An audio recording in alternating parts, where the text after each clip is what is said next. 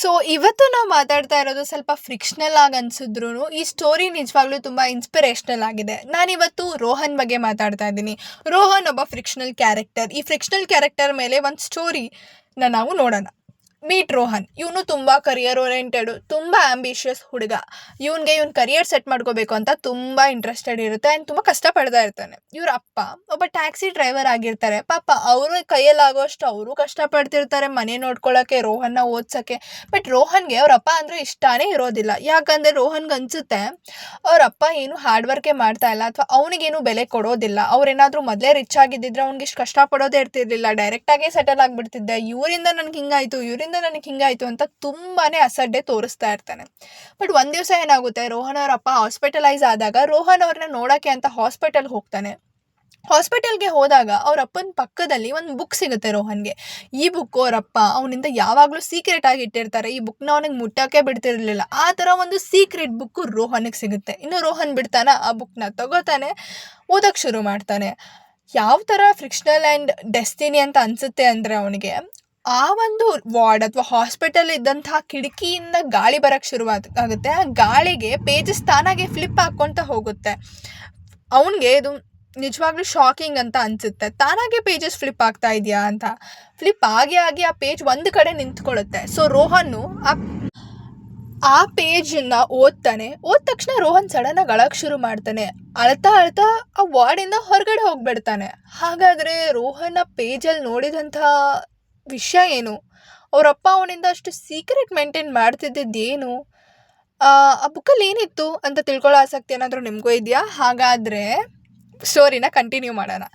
So Rohan ಹೊರಗಡೆ ಹೋಗ್ಬಿಡ್ತಾನೆ. ಹೊರಗಡೆ ಹೋದ ತಕ್ಷಣ ಅವನು ಅಳಕ್ಕೆ ಶುರು ಮಾಡ್ತಾನೆ.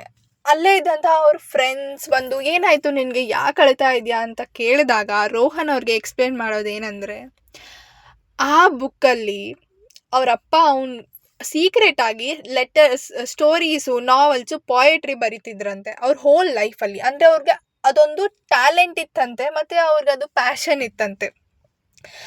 ಆದರೆ ಅವರಪ್ಪ ಆ ಡ್ರೀಮ್ಸ್ನ ಫುಲ್ಫಿಲೇ ಮಾಡಲಿಲ್ಲ. ಯಾಕಂದರೆ ಅವ್ರಿಗೆ ಇವ್ರ ಫ್ಯಾಮಿಲಿ ರೆಸ್ಪಾನ್ಸಿಬಿಲಿಟಿ ಮತ್ತು ರೋಹನ್ ರೆಸ್ಪಾನ್ಸಿಬಿಲಿಟಿ ಇತ್ತು. ಹಾಗಾಗಿ ಅವರು ಟ್ಯಾಕ್ಸಿ ಓಡಿಸಿ ದುಡಿತಾ ಇದ್ರು.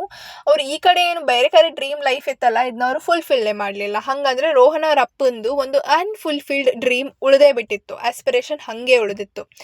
ಅದನ್ನು ಓದ್ತಾ ರೋಹನಿಗೆ ಅರ್ಥ ಆಗುತ್ತೆ, ನಮ್ಮಪ್ಪ ನನಗೋಸ್ಕರ ಎಷ್ಟು ಸ್ಯಾಕ್ರಿಫೈಸ್ ಮಾಡಿದ್ದಾರೆ, ಅವ್ರ ಡ್ರೀಮ್ಸ್ನ ನನಗೋಸ್ಕರ ಗಿವ್ ಅಪ್ ಮಾಡಿದ್ದಾರೆ, ಅವರ ಖುಷಿನ ನನಗೋಸ್ಕರ ಗಿವ್ ಅಪ್ ಮಾಡಿದ್ದಾರೆ. ಆದರೆ ನಾನೇನು ಮಾಡಿದೆ, ನನ್ನ ಹೋಲ್ ಲೈಫ್ ನಮ್ಮ ಅಪ್ಪನ ದ್ವೇಷಿಸ್ಕೊಂಡೇ ಬಂದೆ. ನೀವೇನಾದರೂ ರಿಚ್ ಆಗಿದ್ದಿದ್ರೆ ನಾನು ಹಿಂಗಿರ್ತಿರ್ಲಿಲ್ಲ, ನೀವು ಹಂಗಿದ್ದಿದ್ರೆ ನಾನು ಹಿಂಗಿರ್ತಿರ್ಲಿಲ್ಲ ಅಂತ ಅವ್ರನ್ನ ಬರೀ ದ್ವೇಷಿಸ್ಕೊಂಡೇ ಬಂದೆ. ಆದರೆ ಅವರು ನನಗೋಸ್ಕರ ಅವರ ಡ್ರೀಮ್ ಲೈಫ್ನ ಸ್ಯಾಕ್ರಿಫೈಸ್ ಮಾಡಿದ್ದಾರೆ. ಅವರು ಮನ್ಸು ಮಾಡಿದರೆ ಇದು ನನ್ನ ಬಿಟ್ಟು ಅವ್ರ ಡ್ರೀಮ್ ಲೈಫ್ ಹತ್ರ ಹೋಗ್ಬೋದಿತ್ತಲ್ವಾ ಅಂತ ಅವನು ತುಂಬ ಬೇಜಾರು ಮಾಡಿಕೊಂಡು ಜೋರಾಗಿ ಅಳಕ್ಕೆ ಶುರು ಮಾಡ್ತಾನಂತೆ. ಆಮೇಲೆ ಅವ್ನು ಹೇಳ್ತಾನೆ, ಸಮ್ಟೈಮ್ಸ್ ನಾವು ಒಬ್ಬ ಮನುಷ್ಯನ ತುಂಬ ಬೇರೆ ಥರ ಜಡ್ಜ್ ಮಾಡಿಬಿಟ್ಟಿರ್ತೀವಿ, ಆದರೆ ಅವರು ನಮಗೋಸ್ಕರ ಎಷ್ಟೊಂದು ಸ್ಯಾಕ್ರಿಫೈಸ್ ಮಾಡಿರ್ತಾರೆ, ಅದನ್ನು ನಾವು ರಿಯಲೈಸೇ ಮಾಡ್ಕೊಳ್ಳೋದಿಲ್ಲ ಅಂತ ಹೇಳ್ತಾರೆ. ಆ್ಯಂಡ್ ಎಷ್ಟೊಂದು ಸಲ ನಮ್ಮ ಲವ್ಡ್ ಒನ್ಸ್ ಸ್ಟ್ರಗಲ್ಸ್ ಮಾಡ್ತಿರ್ತಾರೆ, ಆದರೆ ಅದನ್ನ ನಾವು ಕಾಣೋದೇ ಇಲ್ಲ, ನಾವು ನೋಡೋದೇ ಇಲ್ಲ. ಯಾಕಂದರೆ ನಾವು ನಮ್ಮ ಲೈಫಲ್ಲಿ ಅಷ್ಟೊಂದು ಬ್ಯುಸಿ ಆಗಿಬಿಟ್ಟಿರ್ತೀವಿ. ಆ್ಯಂಡ್ ಪೇರೆಂಟ್ಸ್ ಸ್ಯಾಕ್ರಿಫೈಸ್ನ ನಾವು ಆನರ್ ಮಾಡೋದೇ ಇಲ್ಲ. ನಾವಂತೀವಿ ನೀವೇನಾದರೂ ರಿಚ್ ಆಗಿದ್ದಿದ್ರೆ ಇದು ಹಾಕ್ತಾನೆ ಇರಲಿಲ್ಲ ಅಂತ ಅವ್ರ ಮೇಲೇ ಬ್ಲೇಮ್ಸ್ ಹಾಕ್ಬಿಡ್ತೀವಿ. ಸೊ ಈ ಥರ ರೋಹನ್ ಹೇಳಿ ಒಂದು ಡಿಸಿಷನ್ ತೊಗೋತಾನೆ. ಇನ್ಮೇಲಿಂದ ನಾನು ಕಷ್ಟಪಟ್ಟು ನನ್ನ ಕರಿಯರ್ನ ಸೆಟ್ ಮಾಡ್ಕೋತೀನಿ, ಹಾಗೆ ನಮ್ಮ ಅಪ್ಪನಿಗೆ ಅವರ ಅನ್ಫುಲ್ಫಿಲ್ಡ್ ಡ್ರೀಮ್ನ ಫುಲ್ಫಿಲ್ ಮಾಡ್ಕೊಡೋಕ್ಕೆ ನಾನೇ ಒಂದು ಆಪರ್ಚುನಿಟಿ ಕೊಡ್ತೀನಿ. ನಾನು ಈಗಲೇ ಹೋಗಿ ನನ್ನ ಬಾಸ್ ಹತ್ರ ಇದ್ರ ಬಗ್ಗೆ ಮಾತಾಡ್ತೀನಿ, ನಮ್ಮ ಅಪ್ಪನಿಗೆ ಒಂದು ಚಾನ್ಸ್ ಕೊಡೋಕ್ಕೆ ಪ್ರಯತ್ನ ಪಡ್ತೀನಿ ಅಂತ ಅವ್ನ ಫ್ರೆಂಡ್ಸ್ ಹತ್ರ ಆ ಬರ್ತಿದ್ದಂಥ ಅಳು ಏನಿತ್ತಲ್ಲ ಅದನ್ನ ಅಳಿಸಿ ಸ್ವಲ್ಪ ಖುಷಿಯಿಂದ ಮಾತಾಡ್ತಾನಂತೆ. ಅವ್ರ ಫ್ರೆಂಡ್ಸು ಆ ಥರ ಒಂದು ಎಮೋಷನ್ನ ರೋಹನಲ್ಲಿ ಯಾವತ್ತೂ ನೋಡಿರಲಿಲ್ವಂತೆ. ಸೊ ಆಮೇಲೆ ಈ ಥರ ಫ್ರೆಂಡ್ಸ್ಗೆಲ್ಲ ಹೇಳಿ ರೋಹನ್ ಒಳಗಡೆ ಹೋಗಿ ಅಪ್ಪನ ಹತ್ರ ಖುಷಿಯಾಗಿ ಮಾತಾಡೋಕ್ಕೆ ಶುರು ಮಾಡ್ತಾನಂತೆ. ಸೊ ಇಲ್ಲಿಗೆ ಈ ಸ್ಟೋರಿ ಎಂಡ್ ಆಗುತ್ತೆ. ಸ್ಟೋರಿ ಒಂದು ಫ್ರಿಕ್ಷನಲ್ ಸ್ಟೋರಿ ಆಗಿದ್ರೂ ಇದು ನಿಜವಾಗ್ಲೂ ಒಂದು ಇನ್ಸ್ಪಿರೇಷನಲ್ ಸ್ಟೋರಿ ಆಗಿದೆ. ಇದರಿಂದ ನಾವು ತುಂಬಾ ಲೆಸನ್ಸ್ನ ಕಲಿಬೋದು. ರೋಹನ್ ಸ್ಟಾರ್ಟಿಂಗ್ ಹೆಂಗಿದ್ದ, ಸ್ಟಾರ್ಟಿಂಗ್ ಒಂದು ಮೆಂಟಾಲಿಟಿ ಹೆಂಗಿತ್ತು, ಮಧ್ಯ ಒಂದು ಪ್ಲಾಟ್ ಟ್ವಿಸ್ಟ್ ಆದಮೇಲೆ ಅವ್ನು ಹೆಂಗೆ ಚೇಂಜ್ ಆಗ್ತಾನೆ ಅಂತ ನಾವು ಇದರಲ್ಲಿ ನೋಡ್ಬೋದು. ನಾನು ಒಂದು ವಿಷಯನ ತುಂಬ ಹೈಲೈಟ್ ಮಾಡೋಕ್ಕೆ ಇಷ್ಟಪಡ್ತೀನಿ ಇದರಲ್ಲಿ, ಅನ್ಫುಲ್ಫಿಲ್ಡ್ ಡ್ರೀಮ್ಸ್.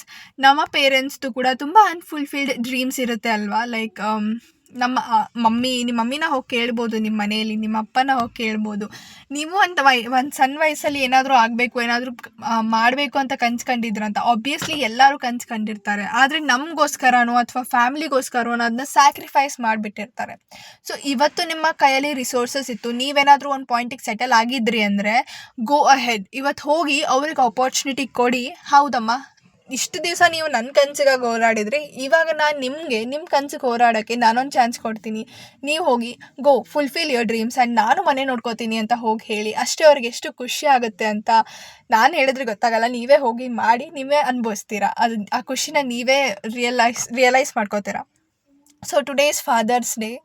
ಸೊ ನಾವು ಮದರ್ಸ್ ಡೇಗೆ ಹೇಳ್ದಂಗೆ ಟೈಮ್ ಸ್ಪೆಂಡ್ ಮಾಡಿ.